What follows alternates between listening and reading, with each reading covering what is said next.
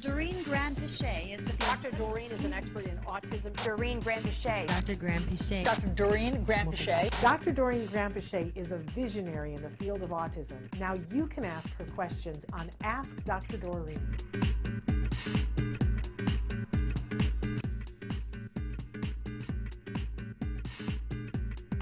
NH says that they've got a 4.5-year-old who speaks mostly in 4 to 7 word sentences. They can answer many interverbal questions, which, woohoo, that's fantastic, including how and why, and has good, albeit still delayed, vocabulary. But he still struggles to have a conversation. She goes on to say, when is a reasonable expectation for when he could converse? He just wants to talk about his interests, which is fine, but I also want to have a conversation someday.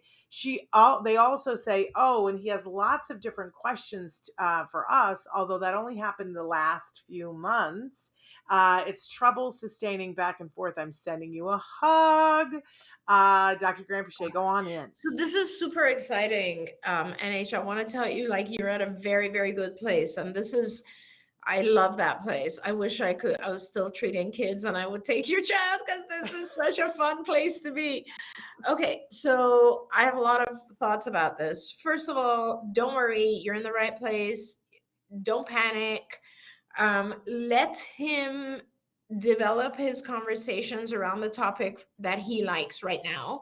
Because my assumption is that you haven't done a whole lot of work on theory of mind. I don't know. But a lot of these things, when you get to this advanced of a level where your child is, there's a lot of things that have to happen kind of together, and then they come together in a solution. And I'll give you some examples right now. So you're working on interverbals, and that's fabulous. That means he can have conversations of an abstract nature about things that are not physically present in front of him, except they just have to be the subject that he likes. When it's the subject that he likes, what is he doing? He's not taking anyone else's perspective. And that's a problem when it comes to social behavior, because, how many kids are going to hang around and let you dominate the conversation and just talk about whatever it is you want to talk about? Kids are going to expect some level of interaction and taking turns and perspective taking, right? You will need to work on him understanding other people's perspectives. There's a series of lessons that we would normally do. I got to publish this, Shannon, because it's just, it's so important to talk about these things. I bet you your child, if you ask your child, throw a party for me, okay, mom, and then you'll say, okay, who are you going to invite? Let's draw who's going to come to this party. Everybody will be his friends. There'll be, kids' toys there. He will have a very hard time seeing the world from your perspective or anyone else's. So you're going to have to start doing activities that will help the child see that different people have different desires, different beliefs, different knowledge, different perspectives, different sensory perspectives even. And as your child learns that area, which is called cognition and metacognition and other, learning about other people's perspectives, as he learns that, then this whole concept of conversing about things that are not necessarily interesting to him will start to take shape. But he's only 4.5. So the good news is this area of perspective taking begins around 4.5 in typically developing kids. So do not worry, because you're on the path to learn. He's on the right path. He's right where he should be. And you just need to point out, keep asking him questions like, oh, look at that little girl and she's crying. What do you think happened? And prompt him and let him start pondering those ideas. Oh, maybe she got hurt. Well, what could have happened? Did she fall off her bike? Did somebody say something mean to her? Start getting him to think how other people feel. And that's a very important, that's just one phase of the whole perspective taking thing, is how others feel. And as you're getting him to notice a lot of that sort of stuff, now on the language side, on the conversation side, you're going to have to teach him to start expanding. Now, and it'll be the topic of his choice. Get to a point where you can, and by the way, I'm guessing he's also able to maybe visually follow some cues. I don't know if he's able to read. A lot of our kids at that point are reading. If you can somehow teach him that you will say a sentence, then he has to say a sentence, then you will, then he will. Like, for example, you can do it as a lesson. Like we had several lessons that were called statement, question, statement, that sort of thing. So I would say, I had toast for breakfast. And then I would prompt the child to say what he had.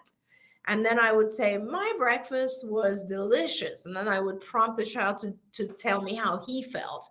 And so this is how you start to build interactive conversation, is getting the child to understand that there are, you take turns. It's like sharing, turn taking, but in language. And there's tons of lessons that can help with this sort of thing. The curriculum that we wrote was called Skills.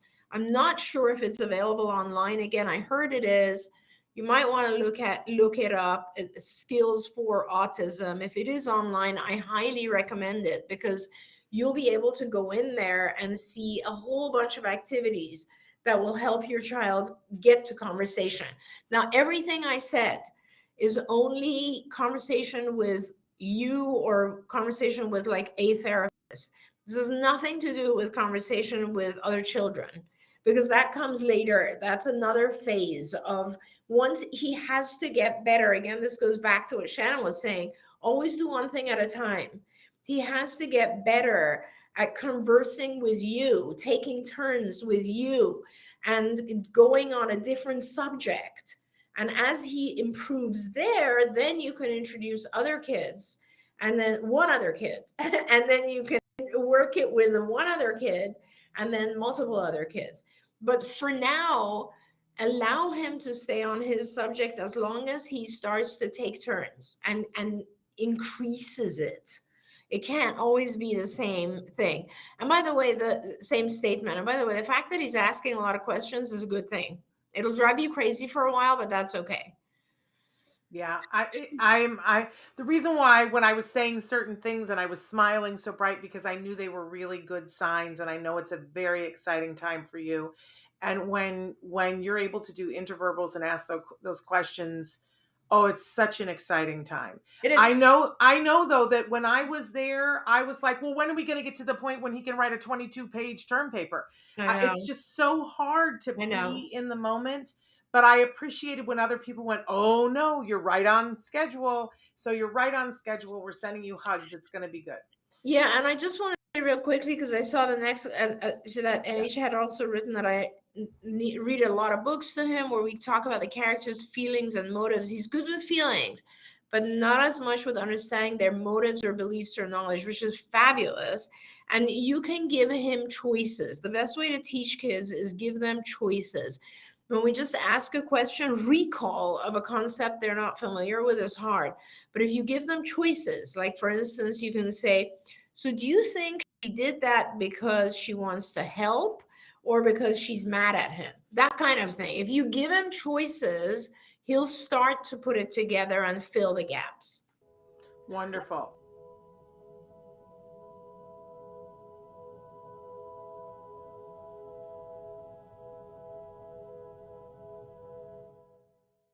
If you found anything helpful in this video, please give us a like. In fact, make sure that you smash that subscribe button on YouTube and give us a like on Facebook. You can also follow us on Twitter and Instagram for important updates. And please download our free podcast wherever you get your podcasts. See you next time. Until then, give your kiddos a hug from me and one for you too. Bye-bye for now. To subscribe, click here. And if you'd like to check out some more of our videos, click here.